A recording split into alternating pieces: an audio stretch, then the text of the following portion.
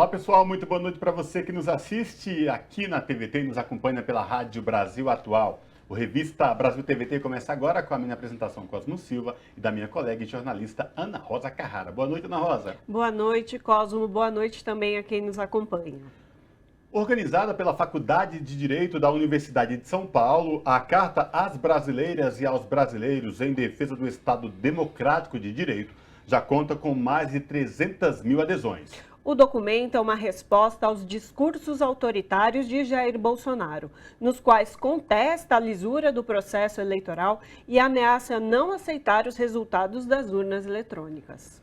O Revista Brasil TVT de hoje vai repercutir essa questão e os encontros de uma comitiva com 18 organizações da sociedade civil brasileira que está nesta semana em Washington para debater os riscos de golpe nas eleições aqui no Brasil. São entidades nacionais e internacionais com agendas ligadas aos direitos humanos, entre elas Instituto Vladimir Herzog, Comissão Arnes e Washington Brazilian Office. Um dos encontros aconteceu com o senador democrata Bernie Sanders, que se disse muito preocupado e impressionado com os relatos da comitiva sobre os ataques de Bolsonaro à democracia e ao sistema eleitoral do país. O Instituto Datafolha divulgou na última quinta-feira nova pesquisa eleitoral. É o primeiro levantamento após a oficialização da chapa do ex-presidente Luiz Inácio Lula da Silva, do PT, e o atual inquilino do Planalto, Jair Bolsonaro, do PL. Lula tem 47% das intenções de voto e mantém chances de vitória já no primeiro turno. O levantamento mostra Lula com 18 pontos de vantagem sobre Bolsonaro e com 5 pontos percentuais acima da soma dos outros candidatos. No programa de hoje vamos repercutir essa pesquisa e o panorama das eleições no país, faltando pouco mais de 2 meses para o pleito. A recém-eleita vice-presidenta da Colômbia, Francia Márquez, esteve no Brasil para reuniões com lideranças políticas de centro-esquerda. A visita a São Paulo foi um convite da Fundação Perseu Abramo e teve o objetivo de conhecer políticas públicas aplicadas no Brasil durante os governos petistas e discutir mecanismos de integração regional. O programa de hoje vai repercutir essa visita de Márquez e analisar o trabalho legislativo no estado de São Paulo, que tem a maior Câmara Estadual do Brasil. E para finalizar, nós temos o nosso Momento Cultural. Você acompanha o Revista Brasil TVT também pelo YouTube, youtube.com/RedeTVT. O estado de São Paulo tem o maior legislativo estadual do Brasil. Agora, em outubro, a Alesp pode ter seu quadro renovado ou não. Para analisar o trabalho legislativo ao longo desses quase 4 anos, nós conversamos agora com Enio Tato, deputado estadual pelo PT. Olá, deputado, tudo bem? Prazer falar com o senhor. Seja muito bem-vindo. Boa noite, Cosmo Silva, boa noite, Ana Carrara. Prazer estar com vocês e todos que estão acompanhando a TVT. Maravilha. Deputado, chegamos a quase 4 anos de legislatura aqui no estado de São Paulo. A gente sabe que a Assembleia Legislativa do estado é a maior Assembleia Legislativa de todo o país, com vários deputados. Queria que o senhor trouxesse um panorama para a gente, como que foi esses quase 4 anos trabalhando na Alesp aqui no estado de São Paulo. Olha, foi muito difícil. Eu estou no 5º mandato na Assembleia Legislativa, né? Cada legislatura, uma é diferente da outra, mas eu diria que essa foi a mais triste, foi a pior legislatura que a gente teve na Assembleia Legislativa do estado de São Paulo. Porque foi uma legislatura fruto de uma eleição baseada na raiva, no ódio, no protesto, e chegaram muitos deputados lá sem condições nenhuma, sem trabalhos populares, sem referência nenhuma, sem um passado de trabalho, e simplesmente se elegeram e chegaram lá achando que o Legislativo Paulista, o Parlamento, é um local de pregar o ódio, vindo do governo Bolsonaro. E aí muita confusão, muito problema de decoro parlamentar, cassação de mandato dos deputados. Infelizmente, a gente deixou de debater problemas do estado de São Paulo, da população brasileira, aquilo que atinge mais a população, e ficou muito preso nos discursos raivosos, odiosos, principalmente dos bolsonaristas que chegaram na Assembleia Legislativa, com raras exceções. Então, uma legislatura muito difícil, muito ruim, e nós precisamos melhorar o Legislativo paulista, Rosa. Uhum. E, deputado, eu queria falar com o senhor agora sobre um projeto de lei que foi aprovado e que é sobre terras devolutas do Estado, né? Terras da União também, que podem ser agora transferidas ao agronegócio, a quem cometeu grilagem. Essa é uma legislatura, inclusive, inconstitucional, pelo que a gente já conversou com juristas, essa questão. Queria ouvir a opinião do senhor sobre esse projeto de lei e o que pode ser feito. É verdade. Foi aprovado na Assembleia Legislativa, com o voto totalmente contrário, fizemos oposição, tentamos segurar no limite esse projeto. Projeto que você regulariza as terras griladas, né, os grandes latifundiários.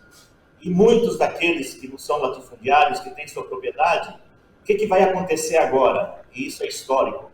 Os grandes fazendeiros se sentem livres para comprar essas terras dessas pessoas.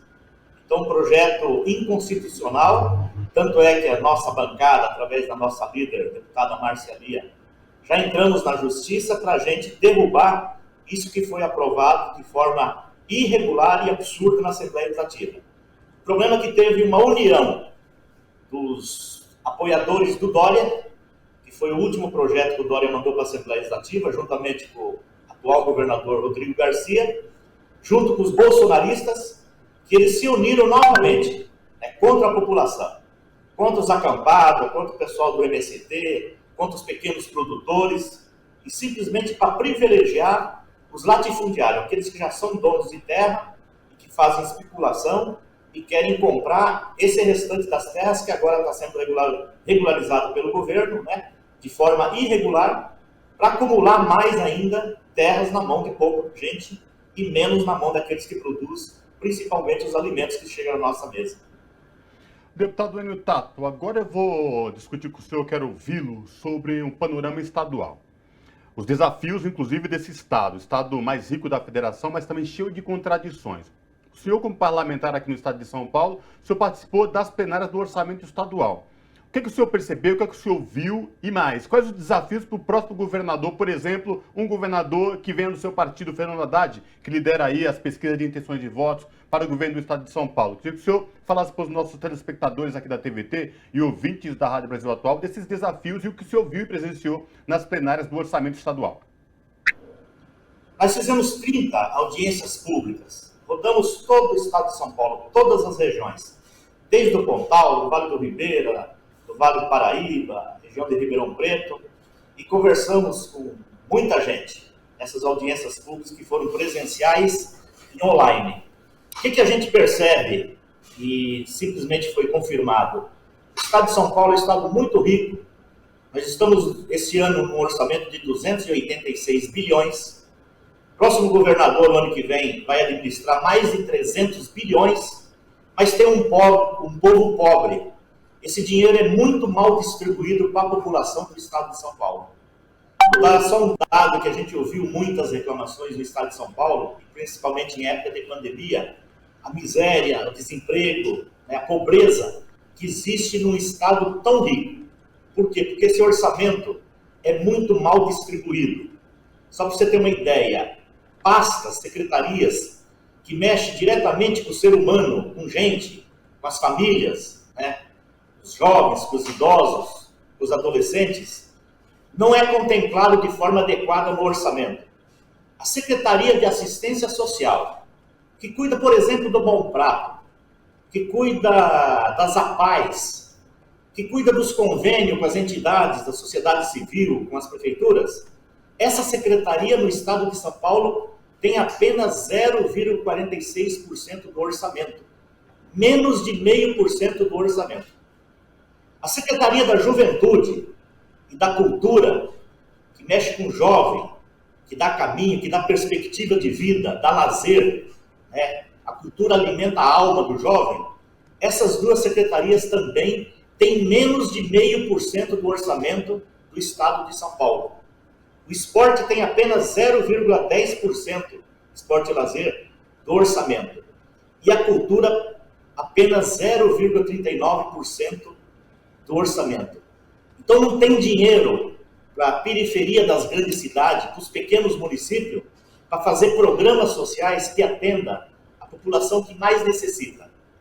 Uma outra secretaria, que pasme, é um absurdo no estado de São Paulo, que tem um potencial de produção de alimentos enorme, é a Secretaria da Agricultura.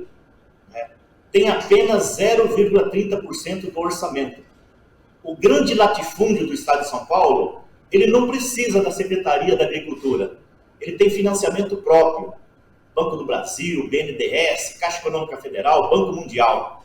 Quem precisa da Secretaria da Agricultura é o pequeno produtor. Aquele que planta arroz, feijão, milho, mandioca, legumes, verduras, né? Que são os acampados, que são o pequeno produtor. E essa secretaria não tem dinheiro. Essa secretaria tem apenas 0,10%. Então, por isso que a gente tem uma inflação enorme no país. A gente tem os produtos tão caros na feira. Um litro de óleo de soja, sendo nós produtores, o maior produtor praticamente do mundo de soja, né, custando R$ 8, R$ 9. Um litro de leite custando R$ 9. É um absurdo. Um pé de alface custando R$ 5 na feira. Por quê? Porque não tem incentivos para os pequenos produtores plantarem, né, colherem e venderem mais barato para a população. Uma outra grande reclamação, principalmente no interior, e aí tanto na área da produção, mas principalmente na área do turismo, que é o potencial enorme de geração de emprego e de renda, é o problema das estradas, né? O mau cuidado das estradas. São Paulo tem as melhores estradas do Brasil, é verdade, as estradas pedagiadas. Agora nós temos uma carência enorme e é unanimidade em todos os lugares que a gente foi. A reclamação que a pessoa produz, planta, colhe e não consegue escoar a produção. Se perde, apodrece a produção porque não consegue escoar por falta de estrada. As cidades turísticas, a pessoa vai uma vez, atola o carro, um dia de chuva, nunca mais volta naquela cidade porque as estradas não funcionam. Então, uma reclamação generalizada. Sem falar do grande problema nosso da saúde, né? Que é uma reclamação muito grande, é uma luta para conseguir os equipamentos públicos, os hospitais regionais, por exemplo, mas depois não tem médico, não tem remédio, né? Na área da educação, uma reclamação generalizada, o governo colocou as PEI, né? As escolas de tempo integral, só que simplesmente transformou em tempo integral, mas não criou estrutura de professores, de profissionais da saúde para trabalhar. Merendeiros, por exemplo, não adequou, não planejou, né, essas escolas para ter o período integral. Então é uma reclamação generalizada. E muita reclamação do funcionalismo público. Acabaram com o IANSP, né, que é o plano de saúde do funcionário público do estado de São Paulo. E muita reclamação de uma coisa pontual, mas importante, que é os aposentados e os pensionistas, que foi a taxação que o Dória e o Rodrigo Garcia os impôs depois de, né, através de um decreto que nem foi votado pela Assembleia Legislativa.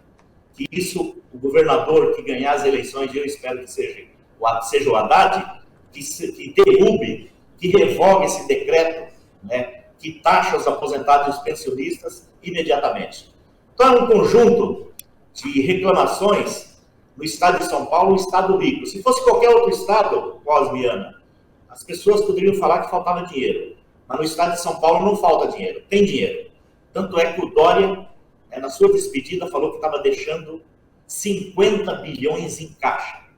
50 bilhões em caixa e falta dinheiro para cuidar das pessoas em situação de rua, né, moradores em situação de rua. Falta dinheiro para fazer um convênio com uma entidade para dar 100, 200 litros de leite para as crianças e para os idosos. Falta dinheiro para as APAES, que cuidam das crianças, né, dos autistas. Então, infelizmente, nós precisamos ter mais planejamento e ter uma visão mais para o ser humano no estado de São Paulo. Deputado, então, pelo que o senhor acabou de falar, a previsão do orçamento para 2023 no estado de São Paulo são na casa de 300 bilhões de reais, é isso mesmo? vai passar de 300 bilhões de reais, porque está crescendo, né, a arrecadação. O estado de São Paulo é um estado pujante, né? Indústria, agricultura, comércio, né, é muito forte. Então, esse ano é de 286 bilhões, que está sendo executado, e o ano passado, o ano que vem, com certeza, passa dos 300 bilhões. É muito dinheiro, mas muito mal distribuído no estado de São Paulo. Agora, deputado, o nosso tempo está acabando, mas eu queria ouvi-lo sobre esse processo eleitoral que a gente vai começar agora. A gente vai ter uma renovação da Assembleia Legislativa, colegiado esse que é responsável de aprovar ou rejeitar leis para o nosso estado de São Paulo. Você já falou sobre as questões que nesse mandato, nesse último mandato, tiveram grandes polêmicas, né? De deputados cassados, enfim, o senhor, inclusive, que da Comissão de Ética acompanhou muito de perto todas essas questões. Qual a mensagem que você deixa para a população de São Paulo, do estado de São Paulo, para esse próximo pleito tão importante para o nosso país e principalmente para o nosso estado? Não vote com raiva, não vote com ódio. Verifique o trabalho de cada candidato, o que ele está fazendo, o que ele fez para a sociedade. Verifique o que o partido desse candidato defende, o que esse candidato prega. Porque quando chega lá na Assembleia Legislativa, né, esse tipo de pessoas que chega lá sem estrutura nenhuma, é uma garra fácil para cair na mão do governo, né, principalmente do governo tucano, que está há 30 anos governando o estado de São Paulo e não resolveu o problema da população. E é impressionante, tudo aquilo que vem contra a população, eles têm uma facilidade enorme de aprovar. Tanto projeto na área do funcionalismo público, a questão dessas terras que foram agora regularizadas para os grileiros, o governo tem uma facilidade enorme. E lá depende de cada deputado. Então a população tem que olhar muito bem, analisar muito bem de que lado que esses candidatos estão, né? O candidato chega lá e ele simplesmente se empolga, principalmente esses que foram eleitos na última legislatura, que não tinha base nenhuma, né? Teve uma deputada que teve mais de 2 milhões de votos. A população tem que entender que, junto com essa deputada, foi mais 12 ou 13 deputados que ela puxou. E chegaram lá, deputados que simplesmente viraram as costas para a população. E eles simplesmente falavam o seguinte: olha, eu não fui fazer reunião, não falei com o sindicato, não falei com associações de bairro, eu me elegi através da internet. Então eu não tenho que dar satisfação para ninguém. Eu vou fazer aquilo que eu imaginar que eu devo fazer. E aí acontece de chegar uns deputados, como a mamãe falei, que falou aquelas bobagens lá das mulheres ucranianas e xingou as mulheres brasileiras também, que graças a Deus foi caçado, mas tem outros deputados lá que... Teve um deputado, por exemplo, que chegou lá e falou que ia colocar um cabresto numa deputada negra da Assembleia Legislativa. Teve um outro deputado lá que está em processo de punição, que xingou o Papa, xingou o Bispo de Aparecido do Norte, xingou a CNBB, que o cara chega lá deslumbrado, ele acha que lá pode falar tudo, né? Ele pode agredir as pessoas. E, infelizmente, essa legislatura se pautou muito por essa questão do decoro parlamentar. Então, da pessoa analisar muito bem, né, tanto o candidato como o programa do partido que ele vai votar. Tá certo, então conversamos com o Enio Tato, que é deputado estadual pelo PT no estado de São Paulo. Deputado, muito obrigada pela sua participação. Obrigado a vocês pelo convite, estou sempre à disposição, tá? Abraço. Abraço. O Instituto Datafolha divulgou na última quinta-feira nova pesquisa eleitoral. É o primeiro levantamento após a oficialização das chapas do ex-presidente Luiz Inácio Lula da Silva, do PT, e do atual inquilino do Planalto, Jair Bolsonaro, do PL. Pelo levantamento, Lula tem 47% e mantém chance de vitória no primeiro turno. O levantamento mostra Lula com 18 pontos de vantagem sobre Bolsonaro. Para falar sobre essa questão, nós conversamos agora com Marcos Coimbra, que é sociólogo e diretor do Instituto Vox Populi. Boa noite, Marcos Coimbra. Seja muito bem-vindo, tudo bem? Prazer falar contigo. Boa noite, é um prazer estar com vocês. Marcos, a gente já havia falado contigo, aliás, há mais de um mês sobre pesquisas e tal. E você, naquela oportunidade, já tinha trazido um levantamento para a gente da estabilização das pesquisas. Na quinta-feira, a Datafolha trouxe um novo levantamento que também mostra uma certa estabilidade, né? Mostrando o ex-presidente Lula aí com 47 pontos de intenção de votos, 18 pontos à frente de Bolsonaro. Esses números, Marcos, mostram o quê? Sinalizam que é possível uma vitória do ex-presidente Lula no primeiro turno? Não é isso? O que você pode falar para a gente? Olha, mostram que passou-se mais um mês das últimas pesquisas. O próprio Datafolha havia feito pesquisa no final de junho. Passou-se mais um mês e nada que o governo tenha feito, nada que o Bolsonaro tenha feito como candidato, melhorou as condições de disputa eleitoral para ele. A vantagem de Lula permanece muito folgada, é a maior vantagem que a gente já teve em eleições parecidas no Brasil, e sugere que nós temos realmente um grande favorito, e esse favoritismo vai aumentando à medida que o tempo vai passando e vai tendo pouco tempo e as estratégias, as tentativas de redução dessa vantagem dele da parte de Bolsonaro não produziram resultado. Será que ainda vão produzir? Até agora, a gente sabe que não produziram. Eu, francamente, considero que essa pesquisa foi muito favorável a Lula, não pelos números, mas é porque nós já estamos há 2 meses da eleição. Parece que é muito tempo, mas não é. Nós estamos há apenas 2 meses da eleição, a vantagem dele se mantém e mais um mês se passou sem que Bolsonaro conseguisse melhorar o cenário para ele. Uhum. Coimbra, queria lhe perguntar sobre a pesquisa espontânea. Aquela pesquisa em que o entrevistado ele diz a indicação de voto possível sem que seja dada uma lista para ele, né? E o ex-presidente Lula, agora já candidato oficializado, ele aparece com 38%. Considerando isso que você falou, a gente está há 2 meses do pleito, mas, na verdade, o processo eleitoral, a propaganda eleitoral ainda não começou oficialmente. Então, o que a gente pode analisar sobre esse dado? Qual a sua visão sobre esse dado?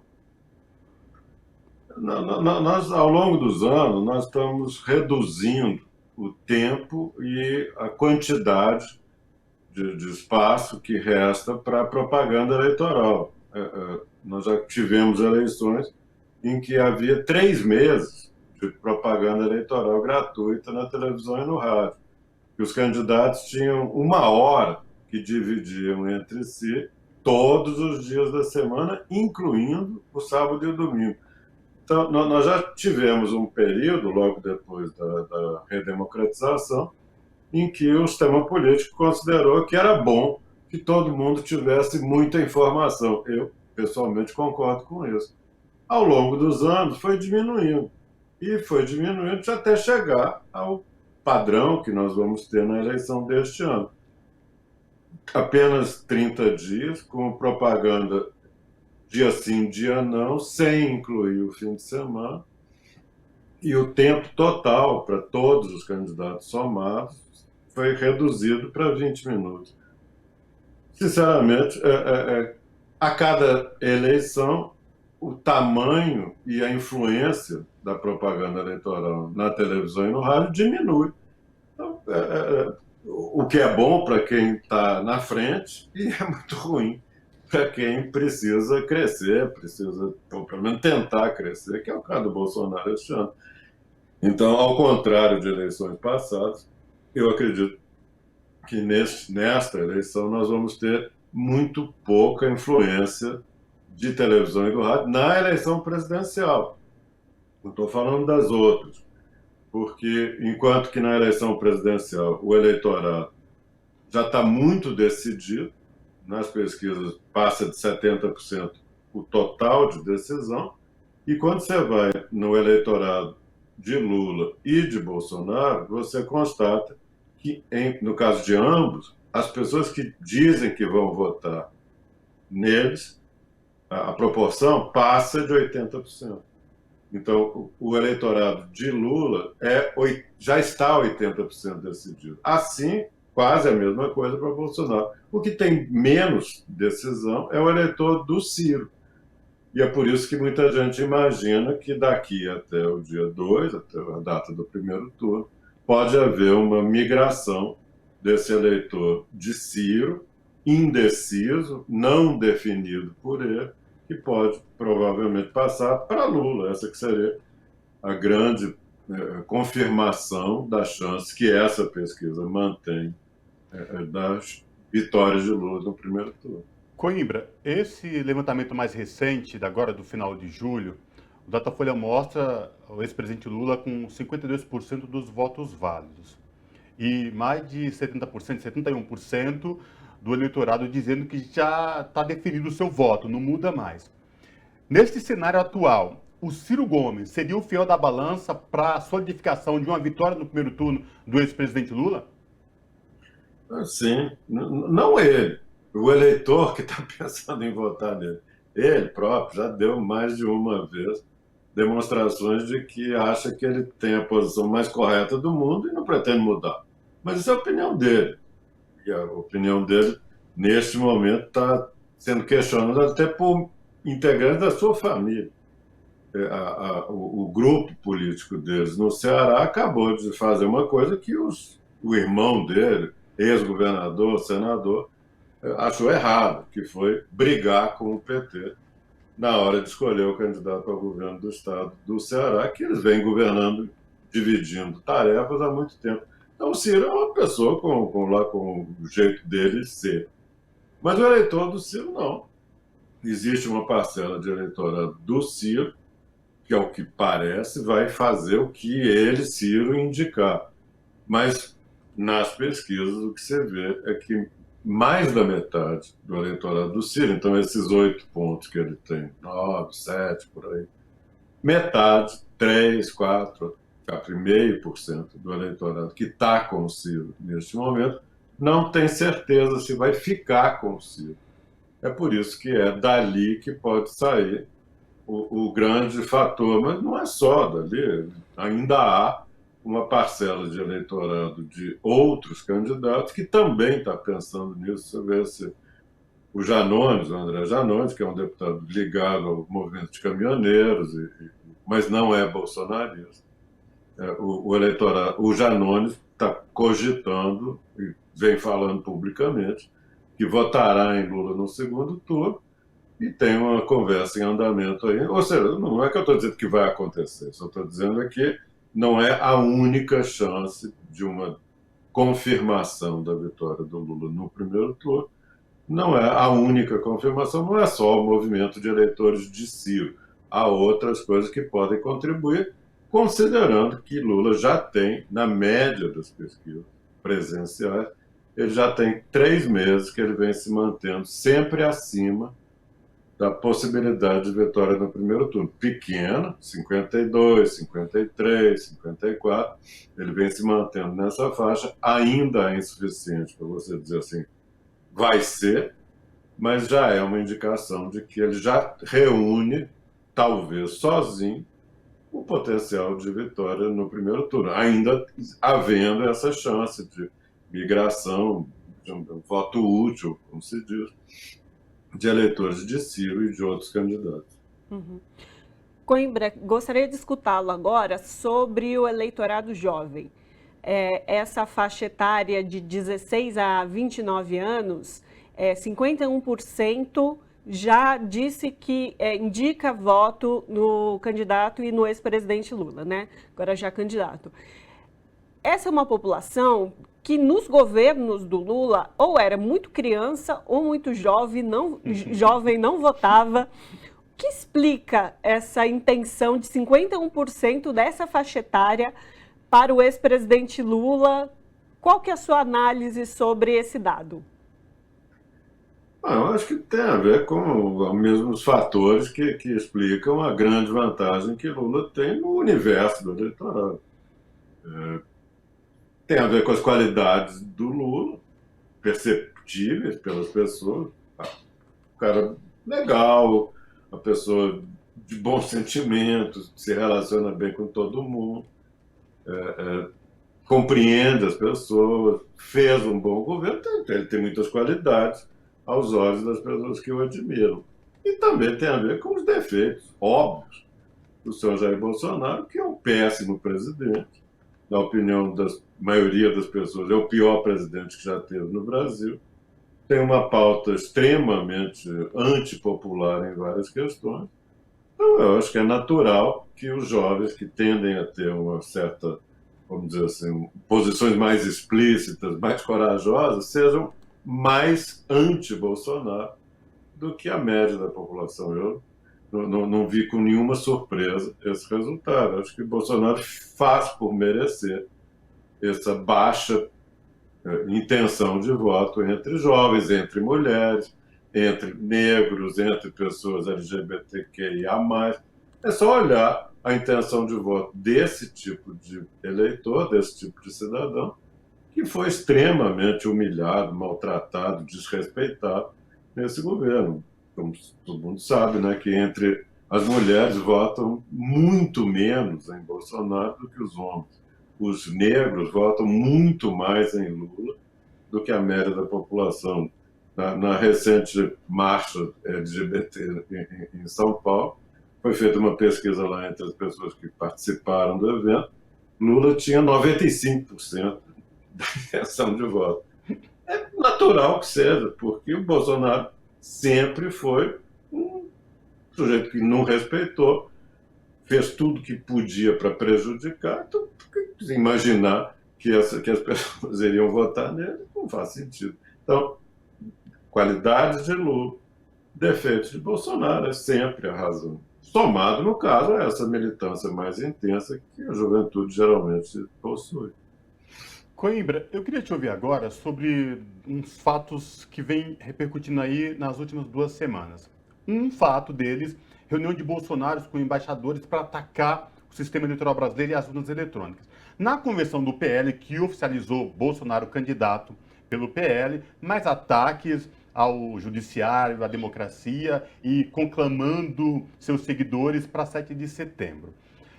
As centrais sindicais, movimentos sociais vão às ruas, prometem nas ruas também defender a democracia, defender o Estado democrático, defender o sistema eleitoral. A minha pergunta, esses fatos em si podem alterar a mudança de voto? Queria te ouvir sobre essa questão. Eu acho que sim, embora, como vocês estavam acabando de sublinhar, nós tenhamos níveis de decisão muito elevados. As pessoas estão acompanhando com atenção, com interesse a eleição, na medida do possível. Gente, especialmente mais pobres, de famílias mais pobres, tem muitas coisas que se preocupar na vida e não tem tanto tempo para dedicar a esse tipo de assunto. Mas, no geral, as pessoas estão interessadas. Mas nós ainda temos uma parcela que está tomando sua decisão final. E eu acho que essas parcelas é que são as que podem fazer com que a eleição, a favoritismo de Lula, não mude. O que pode fazer é que nós tenhamos a antecipação da decisão de algumas pessoas. E eu acho que o Bolsonaro tem feito coisas tão absurdas que é possível que ele tenha aumentado a propensão a votar no Lula de pessoas que até não necessariamente são simpatizantes do PT. É só ver a reação agora provocada por esse circo lamentável que o Bolsonaro arrumou com os embaixadores na semana passada, e ver que quase que o universo da sociedade brasileira repudiou aquilo. Então, empresários, banqueiros, professores, advogados, e, sei lá, técnico da ABIN, delegado da Polícia Federal, quem que está ficando com o Bolsonaro? Sei lá, uma turma meio amalucada desses aí que diz que vai matar, que vai atirar. Não é tão diferente de outras ditaduras, outros ditadores, autocratas de direita no mundo afora, que vão chegando no final com um resto de opinião. Pode ser briguenta, pode ser violenta, mas é pequena. Então, a grande maioria da sociedade está cada vez se afastando mais do bolsonarismo. Eu acho que esse momento lá com os embaixadores foi simbólico disso. Para muita gente, foi uma espécie de gota d'água. Quando você chega a esse ponto de ter um presidente da República que ataca as instituições do seu país perante pessoas que não têm nada a ver com isso. O embaixador de um país, sei lá, da América do Sul, da África, da Ásia, tem a ver com as opiniões de Bolsonaro sobre o judiciário no Brasil. É sem pé nem cabeça.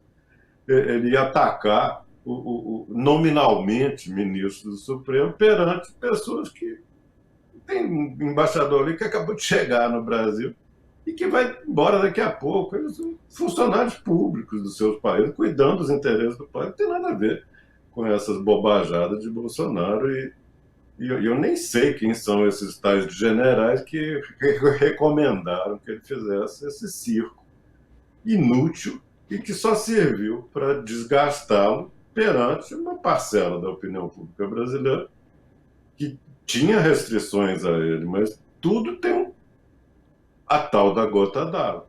E eu acho que para muita gente esse evento foi a gota d'água. E acho que ajuda a levar eleitores menos simpáticos ao PT, menos simpáticos a Lula, até a dizer assim, desta vez eu vou votar pela primeira vez no PT. É como a gente viu, até empresários conhecidos que publicaram artigos exatamente com esse espírito. Assim, eu nunca votei no PT, mas vou votar este ano, porque esse cara não dá.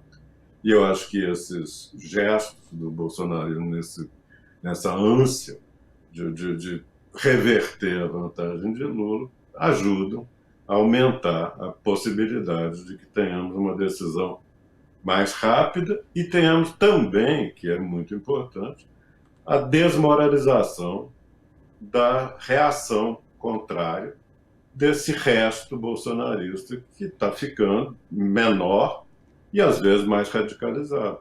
Então, desmoraliza a defesa do bolsonarismo porque o bolsonarismo se desmoralizou. Uhum. É isso, então, conversamos com o Marcos Coimbra, que é sociólogo e diretor do Instituto Vox Populi. Coimbra, mais uma vez, obrigada pela sua participação aqui no Revista. Obrigado a vocês, uma boa noite. Abraço, Coimbra. Faltando pouco mais de 2 meses para as eleições, qual o panorama do pleito aqui no Brasil? Ao que tudo indica, a disputa se dará entre Lula e Bolsonaro. Para repercutir esse assunto, nós conversamos agora com a jornalista Cristina Serra. Olá, Cristina, tudo bem? Prazer falar contigo, seja muito bem-vinda. Obrigada, Cosmo, Ana e todo mundo que acompanha aqui o noticiário. É um prazer estar aqui com vocês. Cristina, a gente está pouco mais de 2 meses, quase já 2 meses do pleito.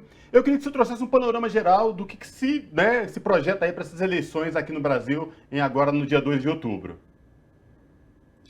Cosmo e Ana, eu acho que a menos que aconteça algo muito surpreendente, imponderável, né, um fato que não se pode prever, né, as pesquisas já mostram um cenário muito consolidado, com 2 candidaturas principais. A candidatura do ex-presidente do PT, Luiz Inácio Lula da Silva, e a candidatura do presidente Bolsonaro. Temos também candidaturas com fôlego menor, bastante limitado. Ciro Gomes, do PDT, Simone Tebet, do MDB. Agora, o que a gente pode ter nos próximos dias, né? E isso nós estamos falando em função de um noticiário bastante fresco, bem recente, né? André Janones, do Avante, pelo Twitter, já está conversando com o ex-presidente Lula. É um percentual pequeno, mas numa disputa como essa, qualquer ponto percentual a mais na pesquisa faz diferença, né? Precisamos saber também, porque ainda há convenções a serem realizadas até o prazo final de 5 de agosto, né, como alguns partidos vão se comportar, o que vão decidir. O noticiário também traz os bastidores de uma conversa do ex-presidente Lula com Luciano Bivar, do União Brasil. Por esse noticiário, Luciano Bivar retiraria a sua campanha a presidente. Por que eu estou trazendo esses dados? Para mostrar o seguinte, na minha percepção, a candidatura do ex-presidente Lula passa a ter um ímpeto, passa a se criar uma onda em torno dela, né, quando a gente vê candidatos a presidente, ainda que com percentuais pequenos nas pesquisas, mas quando a gente vê a possibilidade de retirar essas candidaturas e adesão à candidatura de Lula, cria-se uma onda, um efeito de atração, digamos assim, né, uma força gravitacional dessa candidatura, Lula, PT, né, no momento absolutamente de campanha. Nós entramos agora, agosto e setembro, são os momentos decisivos. Daqui a pouco começa a campanha, a propaganda partidária na televisão, né? Esse é um momento muito importante. Quando a gente entra nesse momento, no caso da candidatura Lula, com a intenção de voto tão consolidada e com esse movimento que a gente percebe agora, claro, são primeiros movimentos que precisam se consolidar lá na frente, né? Mas quando a gente vê esse movimento de atração acontecendo, né, isso configura aí um ímpeto, um crescimento da candidatura Lula. Claro, também é preciso aqui ponderar. Nós ainda vamos ver para o presidente Bolsonaro o efeito das políticas, das medidas que foram aprovadas na PEC dos auxílios, né, a PEC dos bilhões, seja lá qual for o nome. Houve um noticiário muito grande em torno desses auxílios, né? Isso cria uma expectativa positiva para a parcela da população que vai recebê-los. E quando eles forem pagos efetivamente, isso também deverá ter algum reflexo. Eu diria que, em linhas gerais, são esses os contornos do quadro eleitoral que a gente está vendo nesse momento. Uhum. Cristina, houve a convenção do PL e no artigo que você escreveu recentemente sobre esse assunto, você fala de Arthur Lira. Queria que você comentasse essa figura, né? Essa figura que foi presidente da Câmara agora nesse último período e da relação dele com Bolsonaro. Qual a sua avaliação sobre essa relação, sobre Arthur Lira e sobre o Centrão nessa disputa eleitoral agora para a presidência? Ana, é uma relação espúria, completamente espúria, porque o Arthur Lira, ele é hoje em dia uma espécie de co-presidente, né? Porque é ele que garante a blindagem a Bolsonaro. Claro que Augusto Aras, como Procurador-Geral da República, também garante essa blindagem, mas a blindagem garantida por Augusto Aras, né?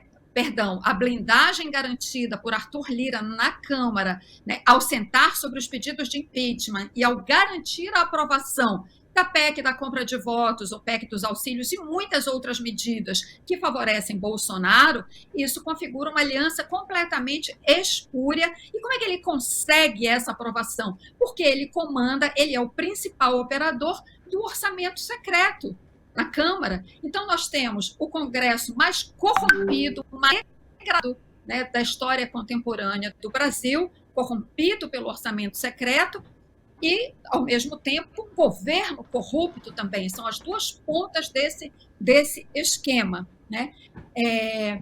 Então, Arthur Lira tem esse peso na sustentação de Bolsonaro, que, de fato, confere a ele um poder pouquíssimas vezes visto na Câmara para um presidente dessa instituição. E, claro, ele trabalha também para se reeleger, né? O primeiro mandato dele termina em fevereiro de 2023, mas também já se sabe, por articulações de bastidores, que Lula trabalha para ter outro presidente da Câmara. Claro que o discurso de Lula é de não interferência na eleição para a Câmara dos Deputados, né? Ele falou isso recentemente numa entrevista para o portal UOL, e também sabe-se, pelas articulações de bastidores, por tudo que está vazando, inclusive, dessas articulações, que essa aproximação com Luciano Bivar, da União Brasil, Bivar retiraria sua candidatura para presidente, seria candidato a deputado federal, né, com a possibilidade de ser um nome para a presidência da Câmara que conseguisse fazer frente a Arthur Lira. Então, são desdobramentos que, obviamente, a gente vai ter que acompanhar. Ainda tem muita água para passar debaixo da ponte até a eleição do próximo presidente da Câmara, mas o que for acontecer lá em fevereiro de 2023 já está sendo articulado neste momento. Cristina, eu queria te ouvir agora num contexto sobre a PEC eleitoreira, né, que dizem a PEC dos auxílios, que vai injetar aí muitos recursos vindo do governo no atual presidente. Não poderia, porque estamos em ano eleitoral, mas enfim, o Congresso, com a ajuda do Centrão, possibilitou isso a Bolsonaro. Nunca nós chegamos a um momento de eleição para presidente da República, faltando um pouco mais de 2 meses, com estabilização de candidaturas, né? O presidente Lula, agora, último Datafolha, 47%, com possibilidade de vencer no primeiro turno, com 52% dos votos válidos. Essa instrumentalização dessa PEC dos auxílios pode trazer algum resultado, alguma diferença? Ou as pessoas já estão estabilizadas, já estão decididas exatamente de como vão votar? Qual a tua avaliação sobre isso? Eu acho que sim, a gente deve esperar alguma diferença, mas não suficiente para abalar esse quadro de consolidação que a gente tem, porque, como você falou, Cosmo, neste momento, já ter um quadro tão consolidado, realmente, a esta altura da campanha, faltando 2 meses para o primeiro turno, é de fato uma coisa, não é tão comum a gente ver essa construção, né?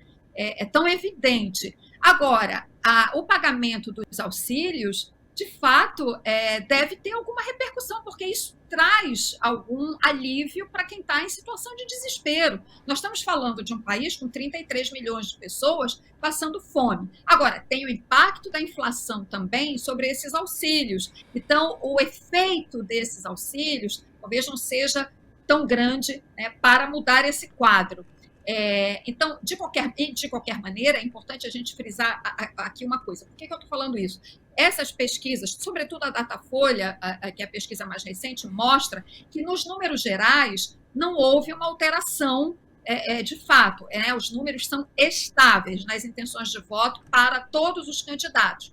Mas quando você vai ler ali as faixas, né, os microdados, digamos assim, você vê que Bolsonaro teve uma pequena melhora entre mulheres, que é o público onde Lula é mais forte. Ele teve uma pequena melhora na população mais pobre, que é onde Lula é mais forte. Isso já é um reflexo de todo esse noticiário em torno dos auxílios. Quando o auxílio chegar, isso deve ter também mais um reflexo. Agora, a vantagem de Lula até o momento é tão grande e tão consolidada que talvez esta melhora não seja suficiente para abalar a dianteira de Lula, que de fato parece muito sólida. Agora, foi aquilo que eu falei bem no começo da nossa conversa. Nós estamos analisando esta fotografia do momento e fazendo projeções, considerando um quadro, digamos assim, normal de temperatura e pressão. Mas a gente sabe que num cenário como este, pré-eleitoral, em que já houve episódios muito sérios, muito graves de violência na campanha eleitoral, né, um fato novo, surpreendente, inesperado, pode provocar um impacto que agora nenhum de nós é capaz de prever, né? Nós temos um quadro, as pesquisas mostram um quadro consolidado, mas, ao mesmo tempo, nós entramos num cenário de incerteza, né? Porque nós temos um presidente que faz uma pregação golpista a todo momento, que estimula a violência eleitoral a todo momento, né? Isso traz um componente de incerteza para a campanha, por isso que não dá para a gente afirmar, vai continuar assim até o fim? Não dá para fazer esse tipo de afirmação, embora, claro, as preferências do eleitor, né, estejam muito claras, muito evidentes na pesquisa. Mas é assim, campanha eleitoral sempre tem algum componente do imponderável, né? Então, por isso que nós temos que ser muito cuidadosos ao analisar esses dados, né, e considerá-los sempre um retrato do momento. Uhum. Cristina, você está falando de uma instabilidade, né? A gente tem 2 meses para o primeiro turno da eleição E a gente tem um presidente que se coloca como candidato à reeleição e que questiona, foi eleito diversos mandatos como deputado federal pelo sistema eletrônico, mas agora questiona o sistema eletrônico, vai a público questionar a lisura do processo eleitoral por conta esse subterfúgio da urna eletrônica. Há um risco, a gente corre um risco, a gente pode ponderar que existe um risco ainda de golpe nesse processo eleitoral, de não haver processo ou de impugnação de pedido de impugnação de um processo, desse processo eleitoral? Ana, eu acho que está havendo uma redução da possibilidade de um golpe, de uma ruptura institucional, seja lá o que for, seja lá o nome que se dê, né, a essa insanidade golpista pregada pelo Bolsonaro o tempo todo. E onde é que começa a haver esta redução, né, da possibilidade de uma ruptura, digamos assim? A partir do momento em que está havendo uma reação muito forte à pregação golpista do Bolsonaro, sobretudo a partir do momento em que ele convoca aquela reunião com embaixadores, representantes diplomáticos no Palácio da Alvorada e faz uma pregação golpista para o mundo. Aquilo, de fato, é uma cena surreal, é um contrassenso, é uma total inversão da lógica política elementar. Um sujeito que foi eleito seguidas vezes, inclusive eleito presidente pelo sistema eletrônico, ele vem e ataca esse sistema. A partir dali, claramente, a minha percepção é que houve uma mudança de chave, né, neste cenário político-eleitoral. E aí são reações importantes, que, em resumo, a gente pode dizer, basta Bolsonaro, dessa linha nós não vamos passar, porque todos, eu estou falando, claro, das notas que saíram em seguida, desse manifesto que está sendo articulado, que já tem milhares e milhares de assinaturas, vai ser lido no dia 11 de agosto, que reúne representantes do grande capital, bancos, né, representantes de bancos que assinaram individualmente, empresários, artistas intelectuais, e vai haver um outro manifesto das entidades representativas do capital, Fiesp e Febraban. Claro que não é uma articulação unânime. Há setores da indústria, do capital, que não vão assinar.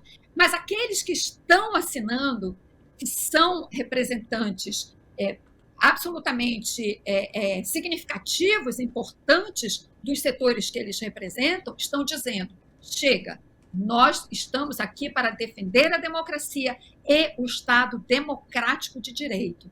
Então, quando você vê essa reação da sociedade, você começa a reduzir as possibilidades de qualquer aventura alucinada, né? Então, para ser bem objetiva na resposta à sua pergunta, Ana, eu vejo que havia uma possibilidade maior que está sendo reduzida. Eu acho isso muito animador, a sociedade brasileira demonstrando uma capacidade de reação ao golpismo, né? Mesmo pessoas importantes que declaram ter votado em Bolsonaro em 2018 e agora dizem, não vou repetir este erro. Então, isso é um sinal muito importante para toda a sociedade, né, de que o Brasil não aceitará o golpismo. E isso, claro, traz um efeito tranquilizador, a meu ver, para a sociedade. Isso muda a chave o momento da campanha eleitoral que nós estamos vivendo, que estava indo para um caminho de violência. Claro, sempre pode acontecer um ato deslocado, mas esta reação importante, com muitos ex-ministros do STF, importante ressaltar, a presença, a assinatura desses ex-ministros do STF dá respaldo ao STF, neste momento, e ao TSE, né? Então, muda essa chave da violência para o mínimo de estabilidade nesta campanha eleitoral. Isso é muito importante. Perfeito. Então, conversamos com a jornalista Cristina Serra. Cristina, muito obrigada pela sua participação e pela sua análise aqui no Revista Brasil TVT. Obrigada, Ana, Cosmo e a todos os seguidores aqui da TVT. Sempre um prazer estar aqui. Até a próxima. Abraço. Abraço. E a gente vai para um breve intervalo e volta já já.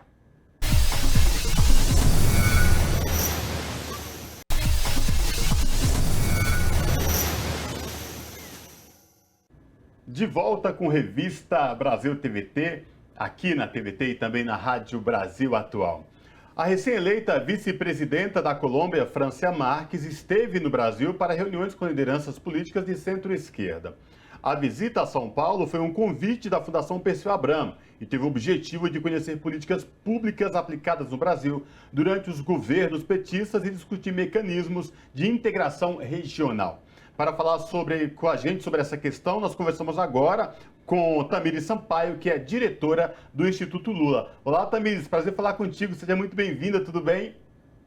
Olá, tudo bem? Um grande prazer estar aqui com vocês na TVT. Maravilha, prazer é nosso, Tamires. Tamires, fala pra gente dessas reuniões aí, desses encontros com a Francia Márquez, a França eleita vice-presidenta na Colômbia, mulher, negra, feminista. Como é que foi esses encontros? Não, primeiro, assim, dizer a felicidade, né, pra gente de receber a França aqui no Brasil. Eu que sou uma jovem negra de periferia, militante do movimento negro, primeiro que a vitória deles na Colômbia já foi uma inspiração muito grande para cá, né? A gente, historicamente, não tem, infelizmente, essa possibilidade de ver mulheres negras nesse espaço de poder, então acho que a vitória dela foi uma inspiração aqui, né? Espero, inclusive, que esses ventos da Colômbia cheguem aqui no Brasil com muita força nessas eleições. Então, já foi uma emoção muito grande para a gente do movimento receber ela aqui em São Paulo. A França se encontrou com as ex-ministras Teresa Campelo, a Nilma, Nino Gomes e a Leonora Minicucci para fazer uma discussão em que a presidenta Dilma iria participar, mas por motivos de saúde não pôde participar, em que elas falaram um pouco sobre as políticas públicas que foram implementadas aqui durante os nossos governos e essa importância da articulação do Brasil com a Colômbia.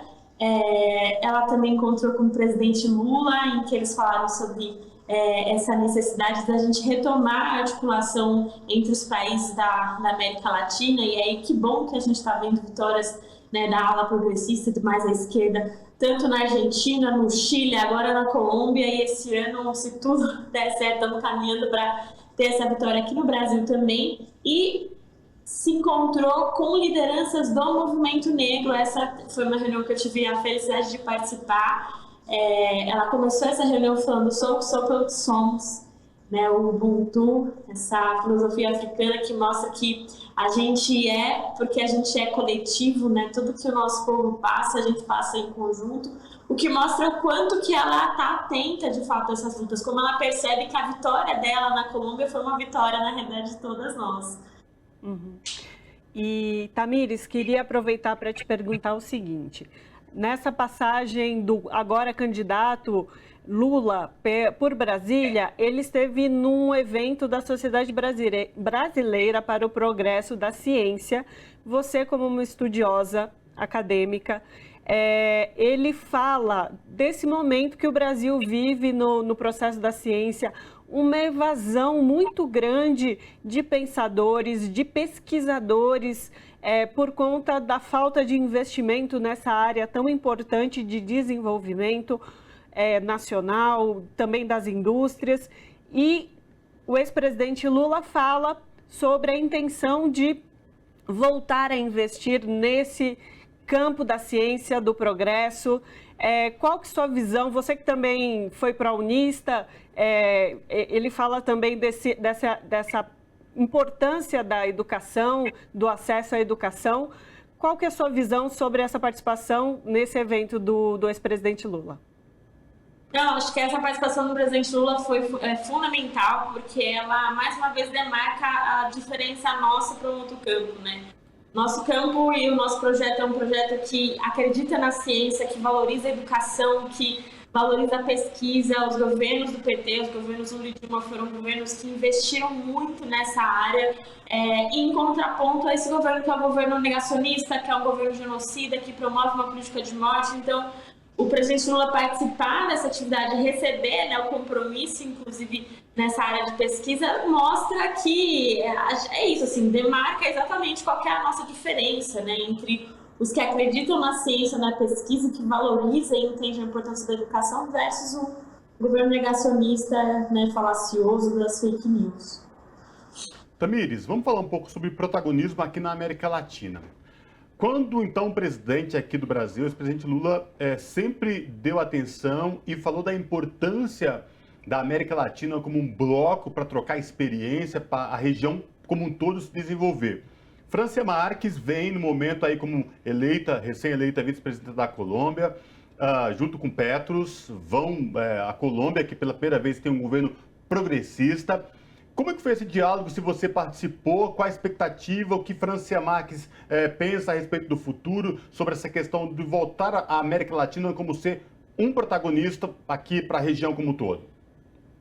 Olha, eu participei da reunião em que ela fez com o movimento negro, né, em São Paulo. Tive relatos de como foi as outras, tanto a conversa com as ex-ministras, como a conversa com o presidente, mas inclusive essa foi a agenda de São Paulo. No dia seguinte ela foi para o Rio de Janeiro, em que ela teve uma agenda com parlamentares e pré-candidatas mulheres negras do campo progressista. E assim, a tônica da fala da França é essa perspectiva da importância do fortalecimento das relações entre os países da Latinoamérica. Na nossa conversa com o movimento negro, ela falou muito sobre a importância da cooperação, uma cooperação política, mas inclusive econômica, da gente pensar como a gente pode fazer uma construção de políticas públicas em conjunto, de como o combate ao racismo ele é central, né? Ela reconhece a importância dessa luta e a importância, inclusive, de quando uma de nós ocupa um espaço na política, trazer essa discussão para a prioridade é fundamental. E aí, falar sobre o combate ao racismo, eu acho que é importante dizer, não é só falar de uma caixinha, assim, não é só como a gente constrói uma sociedade melhor para a população negra, para o sentido, não, é como a gente consegue construir uma sociedade melhor para todo mundo, né? Falar de combate ao racismo é falar de combate à fome, é falar sobre o momento de insegurança alimentar que a gente está vivendo no Brasil, mas também na América Latina por conta dessa crise econômica que atinge a todas nós e como a gente pode melhorar isso. Falar sobre o combate ao racismo é falar sobre o combate ao desemprego, sobre geração de emprego e renda, né, sobre acesso ao mercado de trabalho, sobre como a gente consegue construir políticas públicas para garantir distribuição e geração de renda, né, para o nosso povo. É falar sobre acesso à educação, é falar sobre valorização da cultura. Então, é entender o quanto que melhorar a vida para a população como um todo passa por essa discussão do combate ao racismo, assim, em especial em países como São Brasil e Colômbia, que tem uma população negra majoritária, assim, né? Então, ela tem, no discurso, pelo menos nas trocas que a gente fez, a gente falou muito sobre isso, né? Sobre a importância de construir um novo período na América Latina, um período novamente em que governos progressistas estão alinhados, estão articulados e constroem um processo de fortalecimento das políticas públicas para a melhora da vida do povo e fazer isso a partir também de uma perspectiva de bloco, né, de uma perspectiva continental, uma perspectiva a partir da cooperação. E a gente retomar essa nossa lógica do nosso eterno ministro de Relações Exteriores, o Celso Amorim, fala sobre a importância da política ativa e altiva, né, e essa articulação de prioridade com os países da América Latina e com os países do continente africano. Uhum. Tamires, a gente está num processo que vai culminar num pleito eleitoral no mês de outubro e queria perguntar para você sobre representação e representatividade. Você, como uma pessoa do movimento negro, como tem sido esse debate sobre representação e representatividade em lugares que no Congresso, nas assembleias legislativas, porque a gente tem mais de 50% da população negra, parda, no IBGE, mas ainda não tem essa representatividade, essa representação também nesses parlamentos. Qual tem sido o debate do movimento negro qual o trabalho para essa eleição nessa questão de estar presente, de se fazer presença das mulheres também, se você quiser comentar, nesses lugares, no Congresso, nas assembleias legislativas de cada estado, porque a gente tem aí um momento único para fazer isso, que é agora o processo da eleição, né?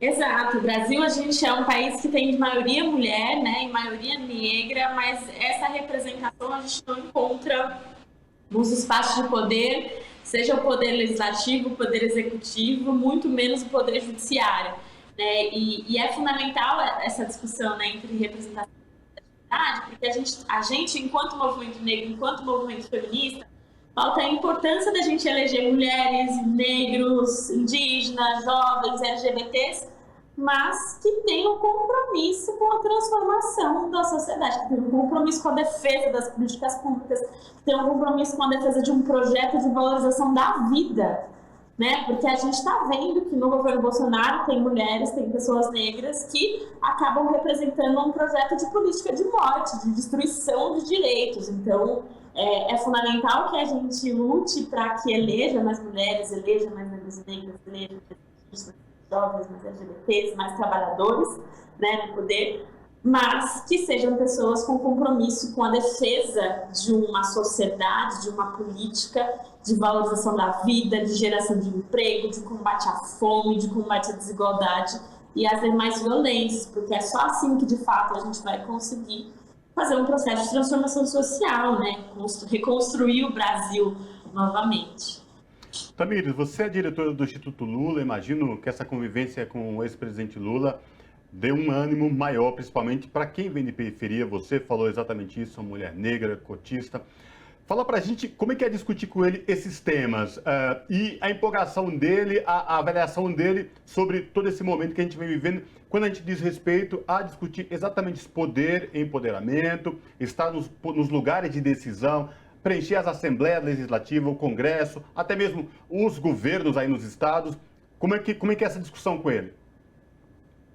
Olha, às vezes que eu consegui conversar, porque é isso, o Lula não tá parando mais, né? Ele tá rodando o país, fazendo uma série de agendas, a campanha é um processo muito, muito potente, assim, né? E ele tá sendo muito demandado ainda bem. Mas às vezes que eu tive a oportunidade de conversar com ele, eu sinto muita empolgação.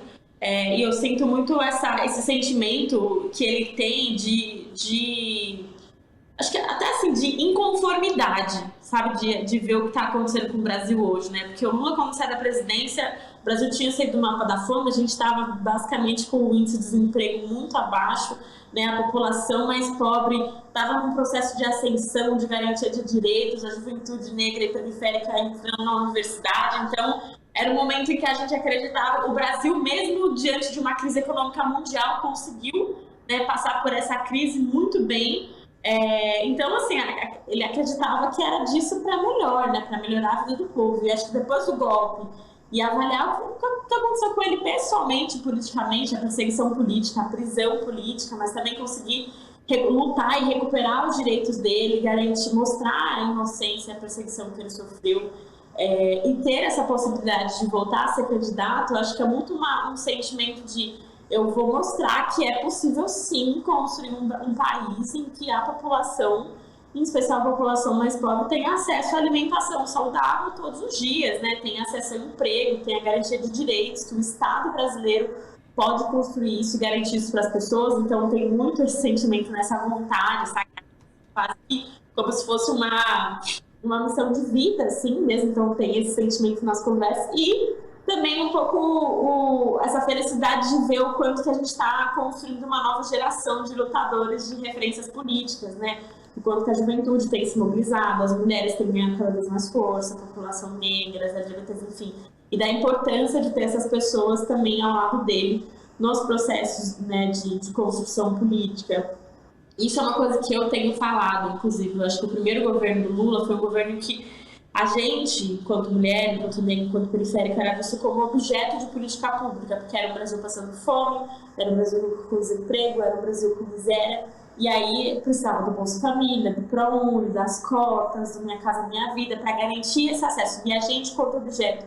E hoje a gente está passando por esse momento de dificuldade, mas os nossos governos transformaram a vida de milhões de brasileiros. Hoje eu, uma jovem negra, sou advogada, tenho mestrado em Direito Político Econômico, tenho uma casa graças a uma política de habitação junto com a minha mãe, né, que a gente conseguiu lá atrás. Então, hoje a gente pode ser visto como um sujeito de direito, que também pode construir políticas juntos, também pode executar essas políticas no Poder Executivo, no Poder Legislativo. Então, tem esses sentimentos também, né, dessa renovação, da importância de ter mais mulheres e mais pessoas negras. E ele tem falado disso nos discursos, inclusive.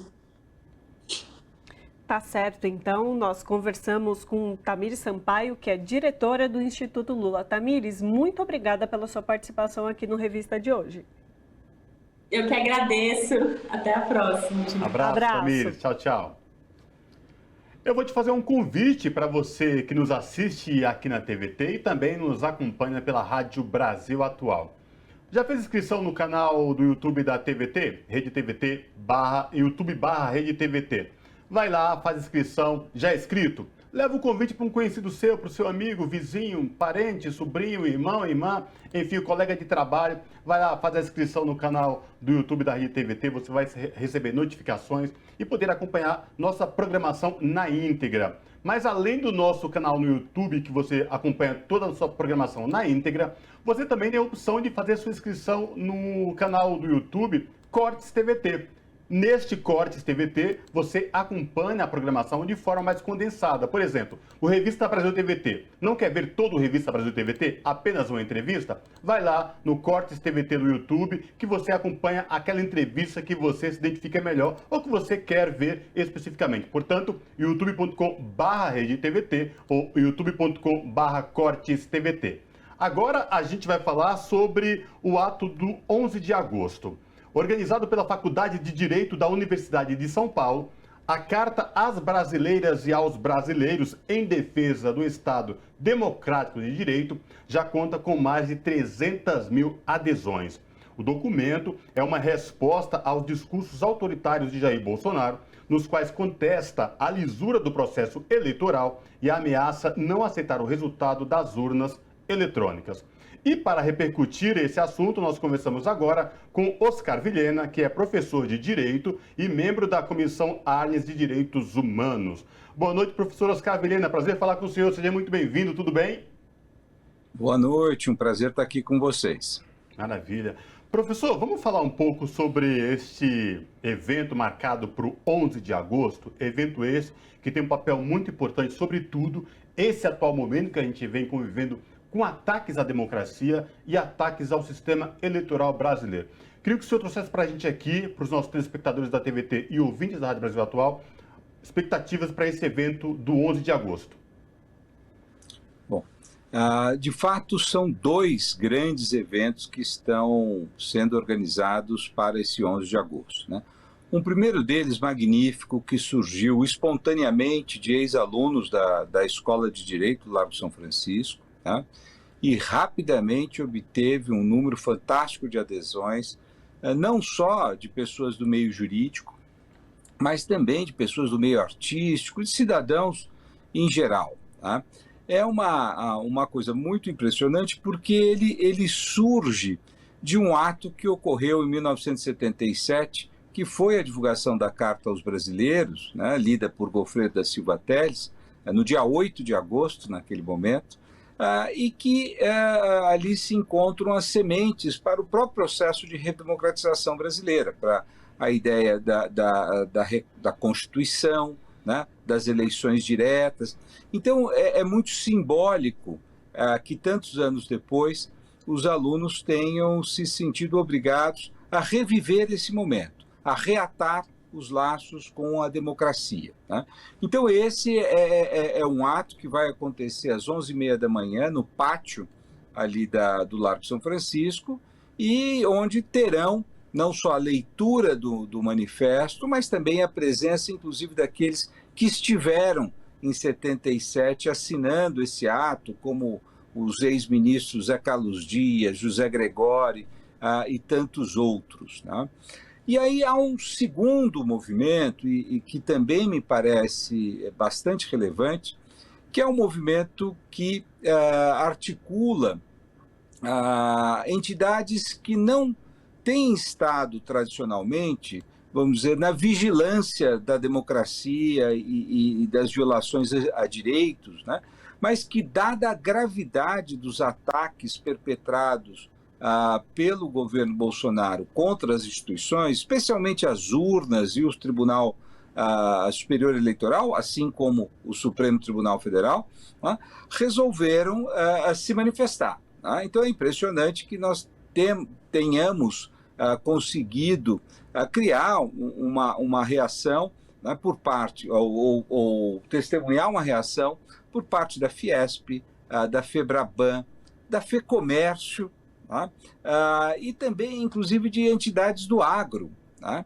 Ora, mais interessante ainda é que essa manifestação recebeu a adesão de ninguém menos que as centrais sindicais, unanimemente. Ontem aderiram a esse ato, centrais sindicais que representam 60 milhões de trabalhadores, além de organizações da sociedade civil. Então, isso cria um canal novo de diálogo em torno da democracia no Brasil, o que certamente irá colocar limites muito claros a aventuras em desconformidade com o Estado de Direito. Uhum. Eu gostaria de ouvir o senhor agora sobre a postura do atual presidente Bolsonaro quanto a essa carta. A atitude dele foi de ironizar, de fazer chacota de uma ação tão importante, né, como o senhor está nos colocando, de tanta pluralidade, como você bem colocou, a assinatura foi feita por diversos setores da sociedade. Qual a sua avaliação dessa postura que o presidente teve? Olha, o presidente também desprezou a pandemia, né? E nós vimos as consequências que essa irresponsabilidade teve, né? O presidente tem a tendência de não, vamos dizer, ter uma ligação com a realidade muito grande. Né? O que está se demonstrando com esses atos é que a sociedade brasileira, que as forças, vamos dizer, cívicas da sociedade brasileira, mas também as forças econômicas, os trabalhadores, não estão satisfeitos, e mais do que isso, não tolerarão qualquer tipo de investida contra a democracia.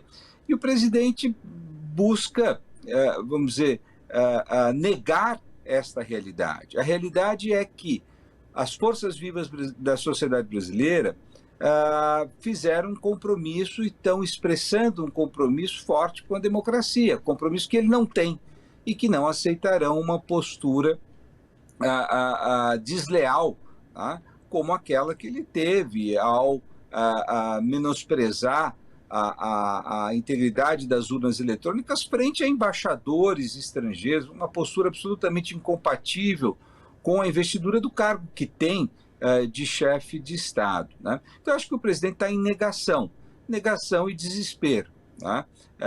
O que significa que provavelmente ele vai ainda buscar criar desestabilização, né? Mas essa se torna cada vez mais difícil. É importante salientar que nós tivemos não só a manifestação do Departamento de Estado americano sobre a confiança nas urnas brasileiras, mas também agora, nesta semana, os próprios ministros de defesa do hemisfério manifestando o compromisso com a democracia. Então não há espaço, essa é a questão que foi colocada e ficou confirmada essa semana. O espaço da desestabilização ficou reduzidíssimo. Professor Oscar Vilhena, quando falado da carta às brasileiras e aos brasileiros em defesa do Estado Democrático de Direito, o seu site teve uma adesão muito rápida. Em pouco mais de 2, 3 dias, mais de 300 mil adesões. E a tendência é que chegue muito mais esse número. Professor, isso é uma resposta de imediato da sociedade contra todos esses ataques que vem sendo proferidos pelo atual presidente da República, Jair Bolsonaro, à democracia, quanto ao processo eleitoral. A tendência é que mais pessoas da sociedade civil, como a minha colega aqui, Ana Rosa, falou, da pluralidade, da diversidade de quem está aderindo à adesão desta carta, que ela chegue num número muito maior no 11 de agosto, quando ela vai ser lida e defendida oficialmente. E mais, lembrando, criou-se uma versão da carta também em inglês. É isso mesmo, né, professor? Então, sem dúvida nenhuma, esse número deve escalar, né? E como você bem lembra, o importante não é simplesmente a questão matemática, mas a questão da pluralidade, os setores que estão endossando aquilo que está escrito na carta, que é nada mais do que o compromisso profundo, inarredável com as estruturas do Estado Democrático de Direito. Tá? Então nós teremos, em primeiro lugar, um número muito expressivo, um número cada vez maior, mas, sobretudo, uma qualidade que é a pluralidade, que rompe com um ciclo de polarização que desgastou muito a nossa democracia. As pessoas poderão continuar discordando sobre tudo, mas sobre a democracia elas são capazes de convergir. Eu acho que isso é o novo desse momento, essa nova aliança que se faz em torno das premissas da democracia, independentemente da minha posição política, se eu sou sindicalista ou se eu sou banqueiro, se eu sou do movimento negro ou se eu sou católico. É irrelevante. Todos nós estamos dispostos a jogar o jogo democrático para solucionar as nossas disputas pela via democrática. Então, isso é o que nós ganhamos nesta semana e que me parece indispensável. Professor, sobretudo também no que diz respeito à civilidade, ao respeito com o próximo, como o senhor bem colocou, das divergências de opiniões, mas que elas não podem ser pautadas simplesmente por brigas e por ódio, por violência. Eu posso muito bem discutir com a minha colega Ana Rosa Carrara, com o senhor especificamente, sobre qualquer tema, com visões distintas, sem que isso prejudique, sem que isso leve a atos violentos, não é, professor? Sem dúvida, a essência do Estado de Direito é tratar a todos com igual respeito e consideração. E a democracia é articular pessoas que tenham visões distintas a solucionar de modo civilizado e pacífico estas distinções. É para isso que nós temos a democracia. Não é porque todos pensamos igual. Nós precisamos da democracia exatamente porque pensamos diferente. Agora, temos que ter certos acordos básicos a respeito do próprio processo democrático. E isto que o presidente Bolsonaro coloca em xeque. Quer dizer, quando ele desacredita as urnas, quando ele ataca os direitos, quando ele ataca as minorias, ele está colocando em risco aquilo que é a própria base da nossa convivência. Uhum. Professor, o senhor já mencionou a carta de 77, de 45 anos atrás, que levou a essa carta agora, né, um paralelo do que tem sido a realização dessa carta agora aos brasileiros e às brasileiras. E naquele momento se vivia uma ditadura militar, vindo de um golpe e uma gravidade política de um corte do Estado Democrático de Direito bastante contundente. A gente pode fazer uma analogia de que essa carta antecipa a gravidade extrema de um cessar de direitos da população brasileira, para que não ocorra o que ocorreu, por exemplo, no período da ditadura de 64 a 85, levado a pessoas a serem torturadas e até assassinadas por conta de pedir o mínimo, que é a participação, que é o poder de escolha, que é ter o direito de ser cidadão. Então, essa carta agora de 2022 vem como um alerta da possibilidade de gravidade que viria a seguir se mantivéssemos Bolsonaro? Então, veja, nós temos uma situação, felizmente, muito melhor hoje do que nós tínhamos em 77. Nós vivíamos ali um regime de exceção, né? Nós tínhamos uma Constituição que não havia sido feita pela população, nós tínhamos um Congresso cerceado, nós tínhamos um Supremo Tribunal Federal com nomeações de ministros feitos pelos militares, E o que se buscava era a abertura, tá? E as entidades da sociedade civil iniciavam as suas pressões para buscar a anistia, para buscar a retomada do direito ao voto para presidente e a reconstitucionalização do país, né? Então era um momento ainda de regime autoritário, né? O que nós temos agora é uma situação, vamos dizer, ameaçadora, mas muito distinta, porque nós vivemos uma democracia em que montamos a nossa própria Constituição para nos autogovernar. E, infelizmente, tivemos a ascensão ao centro do poder de uma figura autoritária. Agora, a figura autoritária não se confunde com o regime. A figura autoritária ataca o regime. O regime se defende, em alguma medida. A sociedade se defende, a sociedade se manifesta. E o que nós temos visto, sem dúvida nenhuma, é alguma erosão. Não há dúvida de que houve uma degradação do ambiente democrático brasileiro. Mas nós não podemos jogar o bebê com a água do banho. Nós estamos aqui fazendo essa entrevista de que não existiria se não houvesse democracia. E esse é o espaço que nós temos que ocupar para mantê-la. Tá? Então, a resistência é algo que deve ser exercido com grande energia nesse momento. Porque, sim, há riscos, e essas cartas indicam esses riscos, mas também indicam uma sociedade vibrante, uma sociedade corajosa, uma sociedade resiliente, uma sociedade que não abrirá mão dos seus direitos fundamentais de exercício democrático e de direitos relativos às outras esferas relevantes das nossas vidas. Então, eu acho que sim, indica, mas eu não gosto de me dar por derrotado. Eu acho que nós estamos aqui num processo de resistência democrática que é extremamente saudável e certamente permitirá que no novo ciclo da política brasileira nós encaremos com grande, vamos dizer, força a necessidade de fazer as reformas que precisam ser feitas para que a desigualdade possa ser reduzida, para que a educação possa ser de melhor qualidade, para que a saúde, de fato, seja universalizada. Então, me parece um momento rico que nós estamos vivendo nesses últimos dias.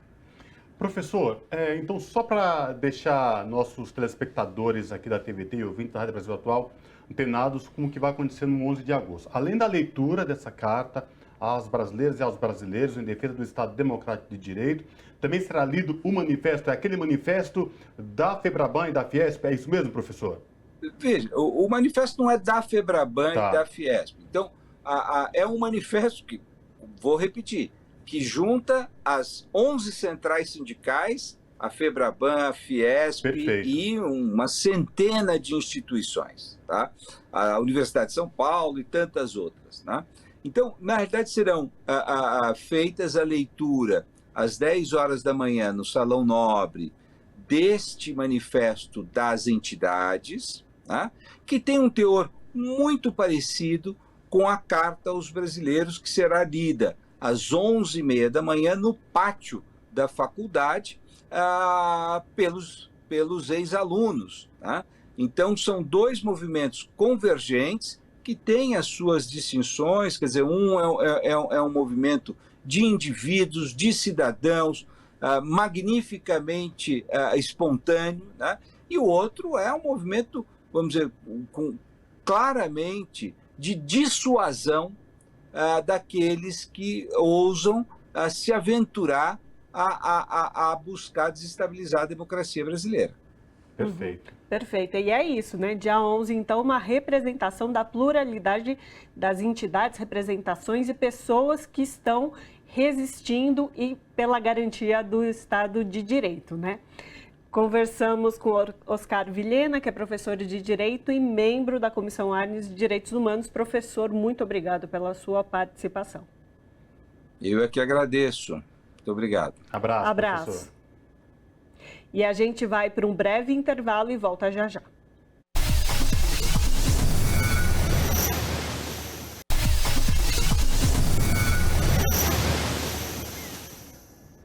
De volta com Revista Brasil TVT, aqui na TVT e também na Rádio Brasil Atual.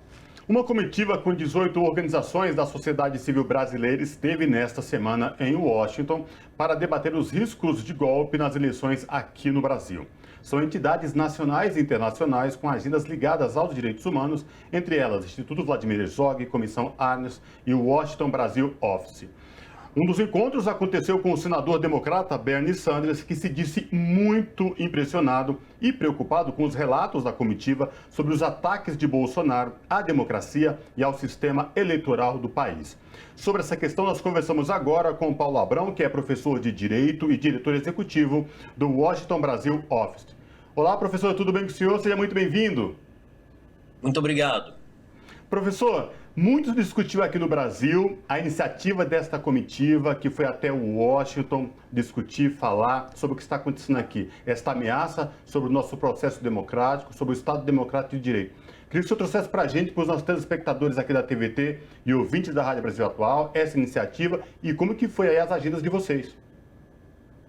Bem, se trata de uma iniciativa que se soma a todos os demais esforços que hoje se realizam dentro do Brasil, de resistência democrática, de defesa da nossa democracia, e se trata, portanto, de uma frente internacional de defesa da nossa democracia, das nossas instituições democráticas, do nosso sistema eleitoral, da importância de se respeitar o resultado da urna, seja quem for o eleito.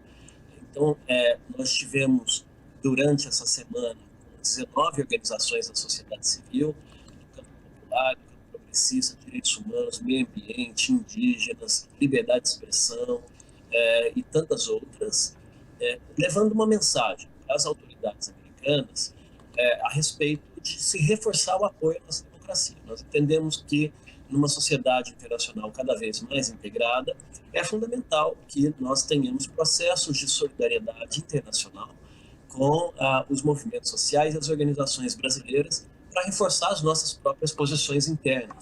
Nessas conversas, as autoridades americanas, sejam elas de governo, de movimento social, de sindicatos, da academia, diplomáticas e outros atores, porque nós estamos fazendo diálogos muito amplos, têm reforçado mensagens de apoio à nossa democracia, especialmente os deputados e senadores que têm papel importante na definição da política externa dos Estados Unidos e nas próprias relações com o Brasil, têm reafirmado o interesse na integridade do nosso processo eleitoral, o respeito ao resultado da eleição presidencial, e as falas têm sido dirigidas à comitiva nessas escutas, passadas as nossas apresentações iniciais, de uma maneira muito positiva, no sentido de que os interlocutores se informem sobre qual é a situação do Brasil, onde o próprio presidente da República coloca em xeque o sistema eleitoral e o resultado das urnas, ataca a independência dos poderes,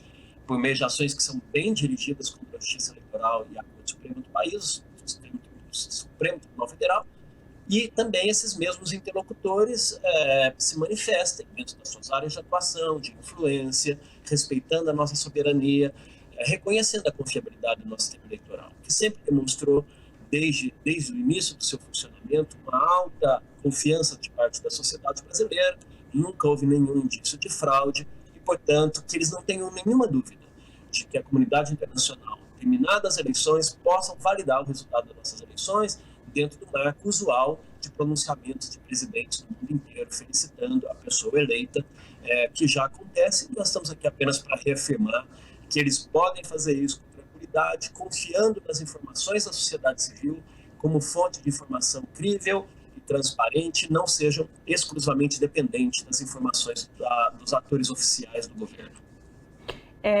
Eu tenho visto declarações suas à imprensa, professor, falando dessa representação atual de Bolsonaro, como ele se coloca contra a democracia, contra os processos eleitorais e se coloca um pouco como pária nesse quesito da democracia, e que você também diz, que o senhor diz, que esse pedido de garantia de direitos da eleição, da democracia, não é em favorecimento de nenhum candidato, nenhuma ala de direita nem esquerda, né? Qual que é a importância de colocar esses parâmetros dentro dessa atuação que a entidade vem fazer, que a Washington Brasil Office vem fazendo?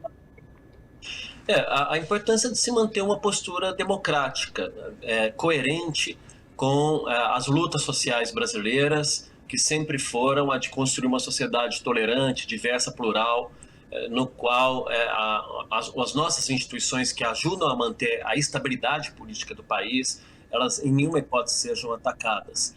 Fundamentalmente, nós entendemos que existe um paralelo entre o que está acontecendo no Brasil e aquilo que aconteceu nos Estados Unidos, e, portanto, essa comitiva, por isso, ela está em defesa das instituições democráticas, ela não é a favor nem de esquerda, nem de direita, nem de um candidato A ou B, ao contrário, ela está defendendo a integridade das nossas instituições e a partir do aprendizado, das lições aprendidas de experiências comparadas. Aqui nos Estados Unidos, durante o ano de 2020, eles viveram o mesmo método que hoje se aplica no Brasil para tentar desconsiderar as nossas eleições como confiáveis. Primeiro, todo um discurso de descredibilização, de desmerecimento do papel que essas instituições têm tido, do sistema de votação, lançando dúvidas sobre a sua integridade. E é um processo que também aconteceu aqui nos Estados Unidos, quando o presidente Trump começava a acusar áreas e setores eleitorais jogando dúvidas da mesma maneira como o presidente do Brasil tem feito. Em segundo lugar, toda uma estratégia de desinformação e fake news que desviam da atenção do jornalismo independente, crítico, né? E tenta canalizar esforços de desinformação, levando mensagens que não são condizentes com a realidade, e aqui também isso aconteceu de maneira muito intensa. E, em terceiro lugar, a estratégia de organizar setores radicais, grupos extremistas que estejam dispostos a, eventualmente, realizar manifestações violentas que possam resultar em ataque às instituições, como foi a invasão do Capitólio. Então, esse ambiente aqui nos Estados Unidos levou a essa situação crítica de ataque à democracia do país deles. Então é importante que a gente conheça esse processo, saiba como a sociedade americana se organizou para enfrentá-lo. Hoje eles têm um sistema de resposta institucional a essa crise política muito firme, tem mais de 100 pessoas presas, existe uma investigação sobre o próprio presidente que estimulou esse ataque às instituições democráticas. Então aprender com esse sistema de resposta, de alguma maneira também, a adquirir informação que nos ajude, como sociedade brasileira, a implementar as nossas medidas preventivas para que no Brasil não se instale esse tipo de crise, quaisquer tipo de tentativas de desestabilização social ou de geração de caos, porque isso não converge com o sentimento geral da população brasileira. Então, nós estamos nos somando nesse esforço de manter a integridade do nosso país, até porque nós sabemos que um eventual ataque autoritário dessa natureza tem consequências. Tem consequências para os próprios atores, e o exemplo dos Estados Unidos está aí, o sistema de justiça respondendo, mas também tem consequências internacionais, né? Um isolamento do país, condenações internacionais, sanções internacionais. Nós não podemos permitir que isso possa acontecer no Brasil também.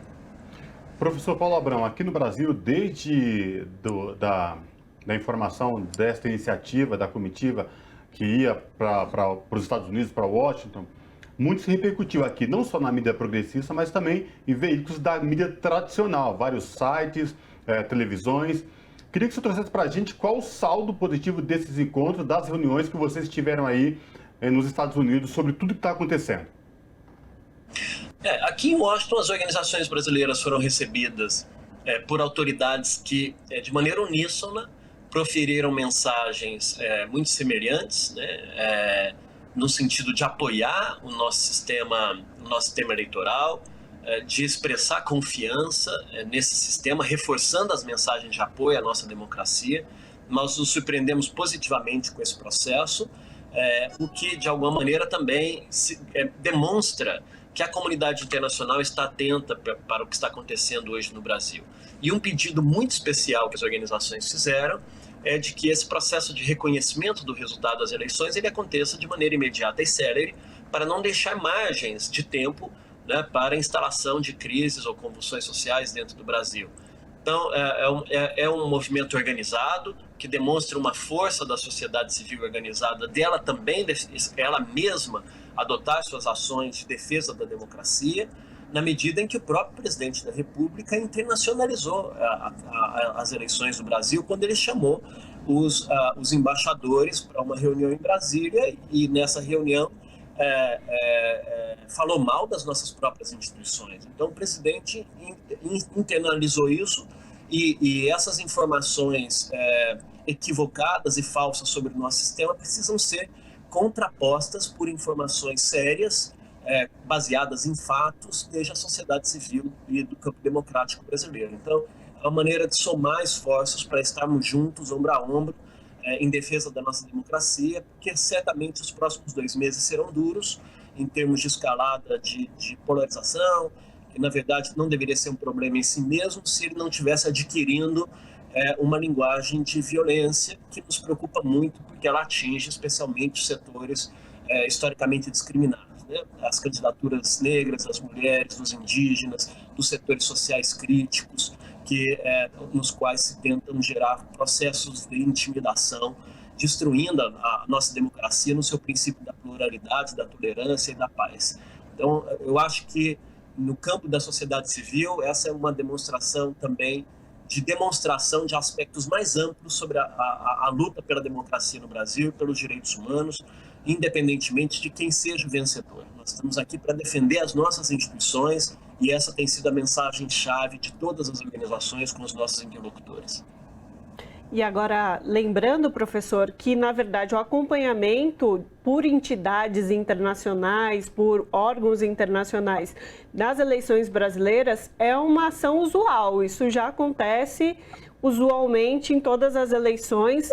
Na verdade, nessa eleição, há que se ter um pouco mais de atenção, né? E aí, nesse sentido, eu queria perguntar para o senhor sobre os trabalhos do Observatório da Democracia, do Washington Brasil Office.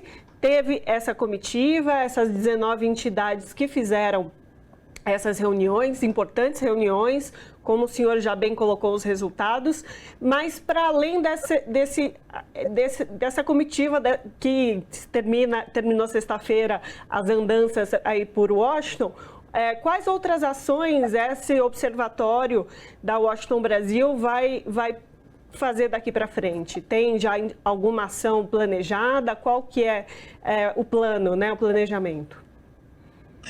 Nós temos mantido um boletim semanal que faz um resumo das principais notícias do processo eleitoral brasileiro em língua inglesa, para manter informados os atores internacionais sobre o que está acontecendo, para que não haja surpresa se eventualmente os cenários de pior risco venham a acontecer nos próximos meses, né? Então é importante que quanto mais bem informadas os atores internacionais estejam, e desde fontes confiáveis, que é a sociedade civil organizada, né, com dados objetivos estruturados a partir de fatos, eles mesmos terão condições de gerar suas conclusões em relação a isso. Então, essa é uma iniciativa que tem sido muito frutífera, não existia nada similar dentro da esfera internacional nesse sentido.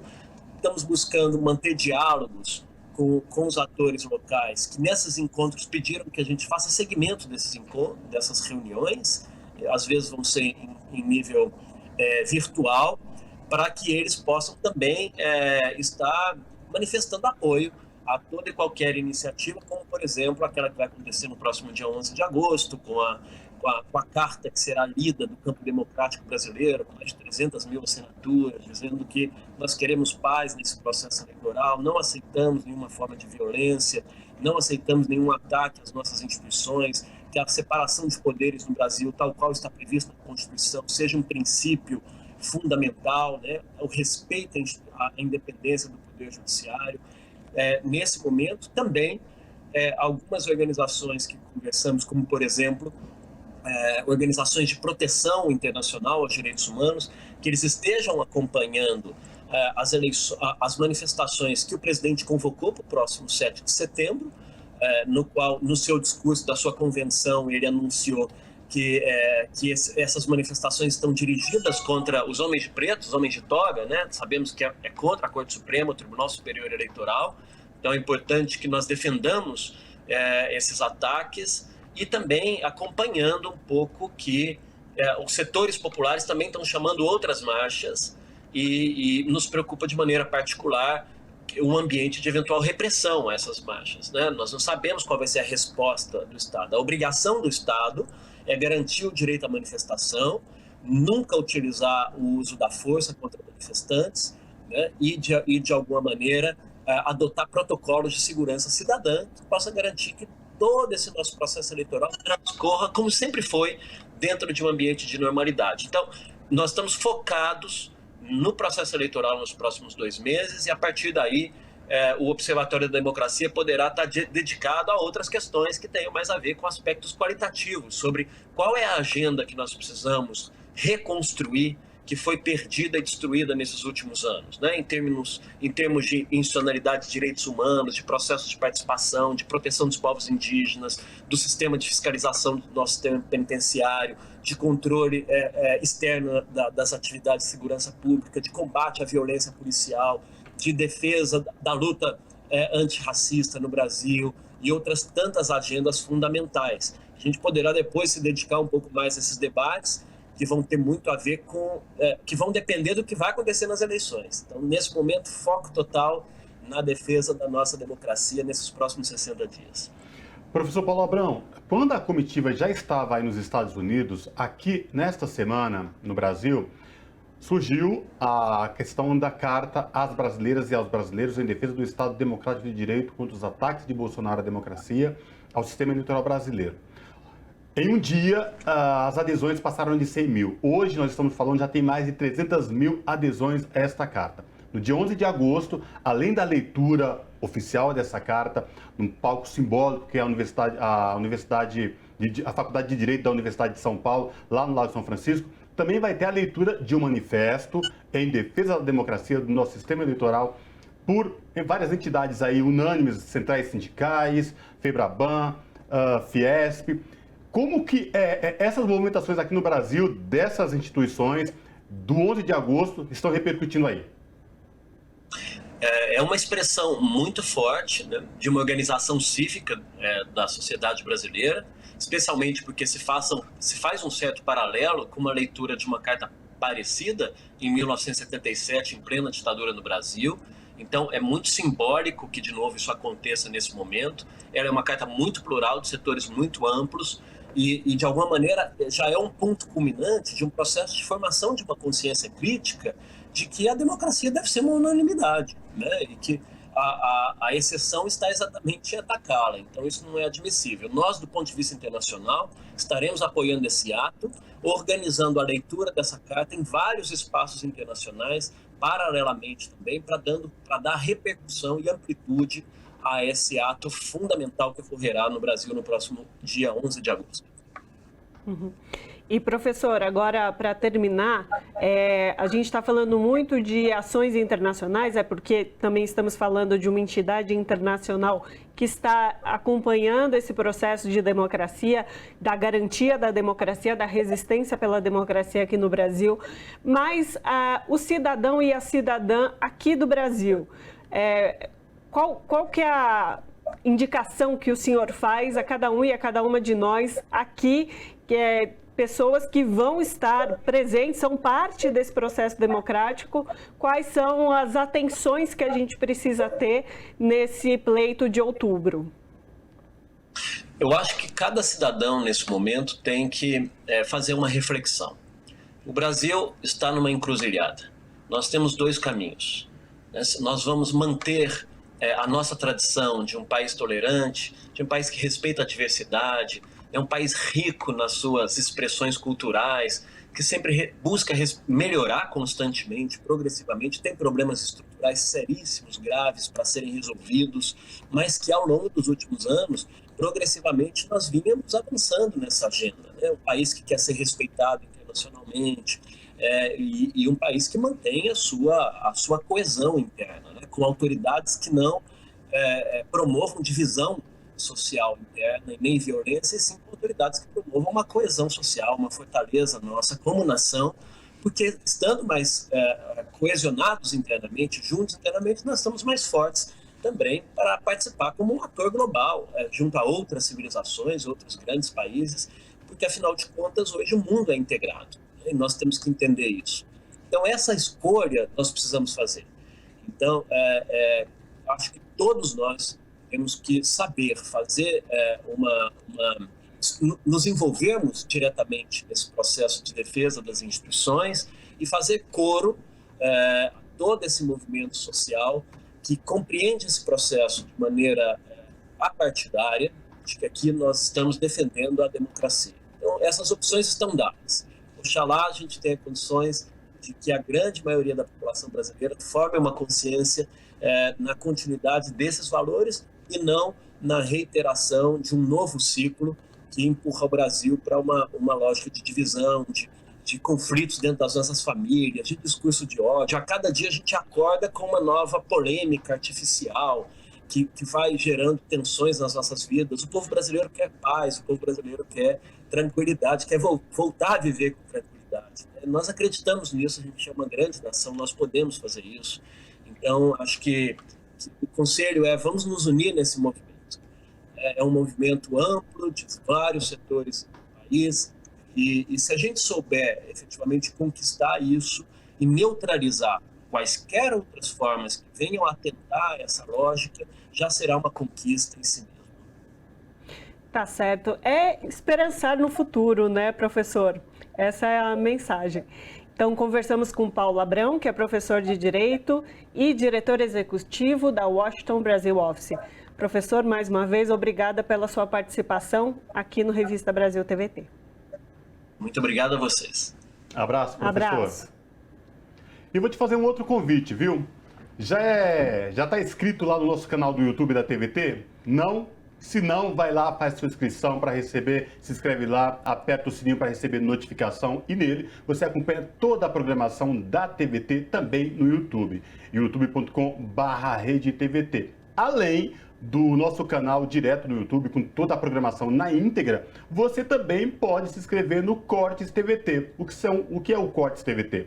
Programas reduzidos, você pode assistir, por exemplo, aqui o Revista Brasil TVT. Não quer ver o Revista Brasil TVT de ponta a ponta? Você pode escolher a entrevista que mais lhe agrade e acompanhar no Cortes TVT. Então, anota aí, youtube.com/redetvt e youtube.com/cortes TVT. Eu vou aproveitar então e reforçar esse convite. Em todas as redes sociais, Facebook, Twitter, Instagram e agora também no TikTok, você encontra a Rede TVT com @RedeTVT. Aproveita e compartilha esse conteúdo com o pessoal que você conhece, com os seus amigos, com os familiares e dissemina a informação de qualidade para todo mundo. É isso. O nosso momento cultural de hoje é com a cantora, atriz e compositora fluminense Arícia Mess. Ela está lançando o seu terceiro álbum solo, Versos do Mundo, um trabalho globalizado composto e gravado entre Lisboa, Londres, Salvador e São Paulo. Vamos acompanhar.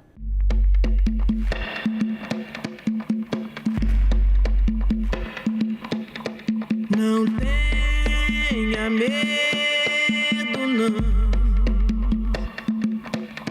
da onda grande do mar. É mergulhar bem fundo na hora que chegar a hora de partir.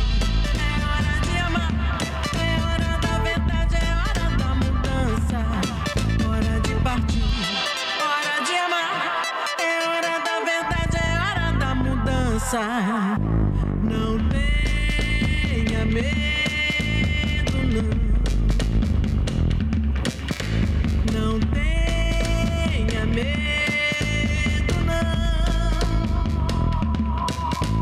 Não tenha medo, não. Não tenha medo, não.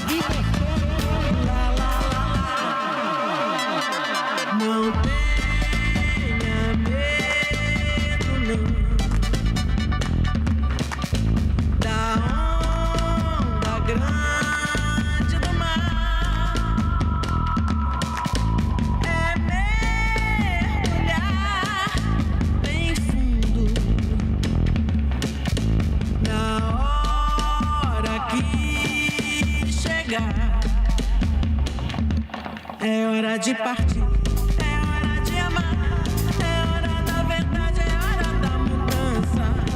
Hora de partir, hora de amar, é hora da verdade, é hora da mudança.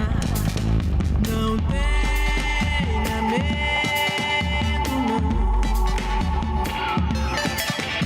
Não tenha medo, não.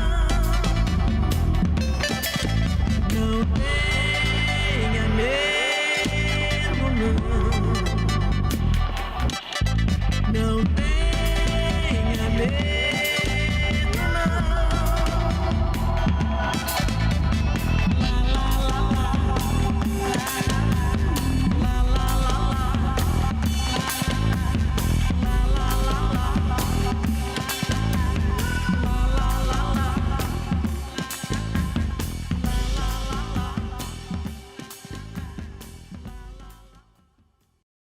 E com esse belo clipe maravilhoso, chegamos ao fim de mais uma revista Brasil TVT, Ana Rosa Carrara. Exatamente. Te agradeço a parceria mais uma vez, Cosmos Filho, em mais uma edição desse Revista Brasil TVT. Agradeço também quem nos acompanhou aí de casa, seja pela Rádio Brasil Atual ou pela TVT ou até pelo YouTube. Tchau, até semana que vem. Gente, obrigado pela companhia. Foi muito bom estar com vocês em mais uma revista Brasil TVT, aqui na TVT e também na Rádio Brasil Atual. Se cuidem e até o próximo fim de semana. Tchau!